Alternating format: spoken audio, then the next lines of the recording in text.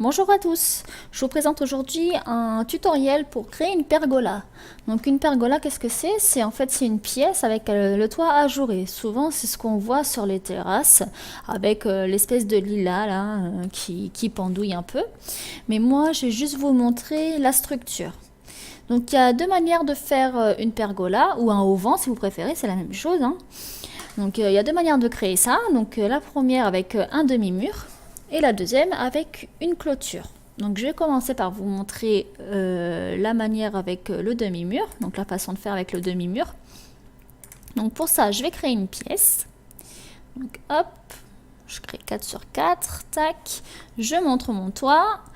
Je rajoute du coup mon demi-mur, je prends le plus petit, vous pouvez mettre la taille que vous voulez, mais je trouve que le plus petit c'est beaucoup plus joli. Donc j'ai créé ma pièce, hop, je trace après, je me mets sur la vue de dessus, ce sera peut-être plus facile. Je trace après mes lignes, donc moi c'est toujours horizontal, vertical, diagonale. Je sais pas pourquoi je fais toujours que comme ça, mais j'ai déjà essayé d'autres motifs, mais je sais pas, celui-là est beaucoup plus simple à créer, beaucoup plus rapide, et puis j'aime beaucoup. Donc voilà, j'ai créé mon motif pour la pergola. Donc je redescends. Et moi ce que j'aime faire, donc je vais vous le créer à ma manière. Après vous le créez comme vous voulez. Vous mettez les décorations que vous voulez, vous mettez le nombre de murs que vous voulez. Moi là je vais vous montrer ce que je fais en général dans mes vidéos. D'accord? Donc moi ce que j'aime faire c'est mettre des colonnes à chaque coin. Pour la déco, je trouve ça plus joli. Après du coup je rajoute la déco d'extérieur qui vient séparer les deux étages. Bon là du coup c'est un demi-mur donc c'est pas vraiment deux étages mais c'est tout comme. Donc je mets cette bordure là. Voilà, je trouve que ça habille un peu plus le truc. Je mets des tympans. Donc là je vais prendre le plus simple hein, mais des fois je change de couleur, je change de motif, voilà. Et une fois qu'on a fait ça, du coup on peut casser en dessous le sol. Ça va vous aider à savoir ce qu'il faut casser pour le dessus. Donc du coup là je me remets en vue aérienne, enfin en vue du dessus. Et je casse tous les petits triangles. Et vous voyez que du coup on voit la pelouse d'en dessous. Et ça c'est bien de le faire comme ça parce que du coup on sait ce qu'on a à casser. Et on y va.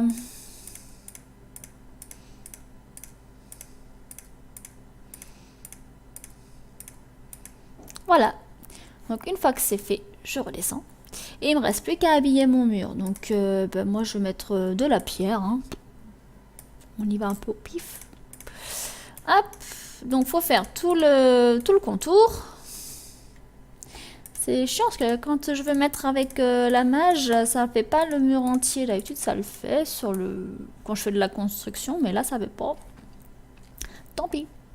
Et il faut pas oublier de faire les petits triangles.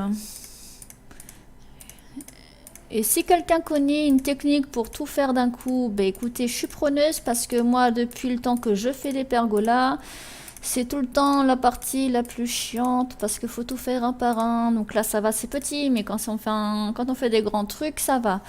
Et pour aller plus vite, moi, j'utilise du coup le remplissage avec le mode par pièce. Donc, vous pouvez faire par mur ou par pièce. Donc moi, je fais par pièce, comme ça, il y a les trois côtés qui se font d'un coup.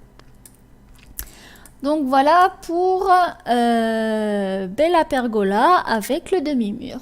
Donc vous voyez, c'est une pièce, donc une terrasse. Ça peut être du coup collé à la maison, hein, ça marche aussi. Ça fait une terrasse avec du coup le toit ajouré. Donc tac, vous voyez, on va en dessous. Donc si vous mettez une table, une chaise, on verra par-dessus la table et la chaise. Et j'ai oublié juste un petit truc, c'est que du coup, on va décorer les bordures. On va pas laisser ça marron, comme ça c'est caca. Donc hop, moi je mets tout blanc parce que j'ai tout mis blanc, mais comme vous faites comme bon vous semble, hein. Comme moi j'ai mis de la pierre, vous pouvez mettre du bois, enfin ça reste un mur, donc vous pouvez faire la déco que vous voulez, hein. Moi je mets ça, c'est juste pour vous montrer. Mais c'est ce que je fais en général. Et là c'est pareil, il faudrait une petite astuce pour savoir si on peut pas tout faire d'un coup. Parce que souvent il y en a toujours un qui m'embête. Et voilà, cette fois c'est fini. Donc voilà ce que ça donne. J'enlève la grille pour vous montrer sans grille. Moi je trouve ça sympa. Faire un petit kiosque, si vous créez un petit parc et tout, faire un petit kiosque romantique et tout, avec des petites bordures, enfin avec des statues et des gros bosquets de fleurs et tout, je trouve ça chouette. Il y a de quoi faire quelque chose de joli, quoi. Voilà. Donc ça, c'était la première partie, donc avec les demi-murs. Donc maintenant, je vais vous montrer celle avec la clôture, qui est encore plus facile. Alors, pareil, je prends ma pièce, je fais du 4 par 4. Ouais, c'est ça. Et sauf que là, maintenant, au lieu de mettre un demi-mur, donc je mets ma clôture.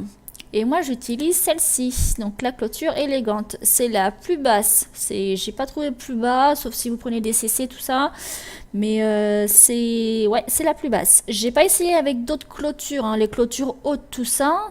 Mais je pense que si vous faites les motifs comme j'ai fait à côté, avec les clôtures hautes, je pense que ça va faire bizarre.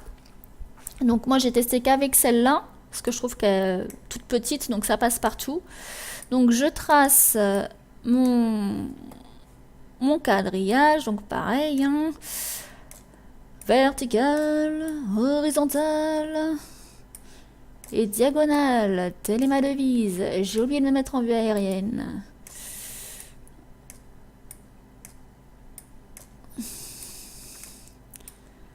Hop et hop, voilà.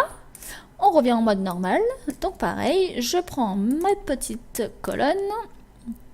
Moi je trouve ça chouette les colonnes, j'en mets partout maintenant. Depuis que j'ai utilisé une fois, que j'ai vu sur la vidéo de Pixia je crois, Pixia ou Devovo, je sais plus, qui mettait des colonnes, mais j'en mets tout le temps maintenant. Et oui, on sait pas tout dès le début, hein, sinon ce serait pas drôle. Voilà, donc j'ai mis mes tympans, j'ai mis mes colonnes, il me manque juste ma bordure d'entre-deux, là, ma séparation, ma petite bordure de toile, on va appeler ça comme ça si vous voulez. Hop. Et du coup, le coup de massue arrive. On enlève le sol en bas, on se remet en vue aérienne. Et on casse tout. Je vais tenter un truc. Attention, je vais tenter. Et non, on peut pas. Je voulais faire glisser pour voir si on pouvait tout enlever, la partie plafond. Ben non, je peux pas. Sinon, c'est pas drôle.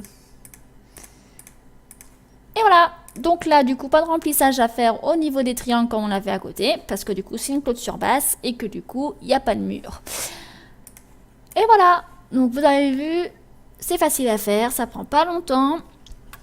Et je trouve que ça apporte du charme à la maison. Moi, j'ai fait une maison il n'y a pas très longtemps, elle n'est pas encore en ligne. J'ai mis une parcelle vraiment toute petite pour l'entrée, en fait. Donc j'ai fait un petit auvent pour l'entrée. Et sur le derrière en fait, mais je crois que je vais l'enlever parce que ça fait un peu trop gros. Mais j'avais fait une grande terrasse avec ce style-là.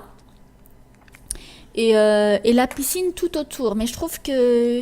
Enfin je sais pas, il y a un truc qui cloche dans ma création. Donc du coup, faut que je vois encore. Et puis de toute façon, quand elle sera disponible, je vous la montrerai. Il n'y a pas de problème.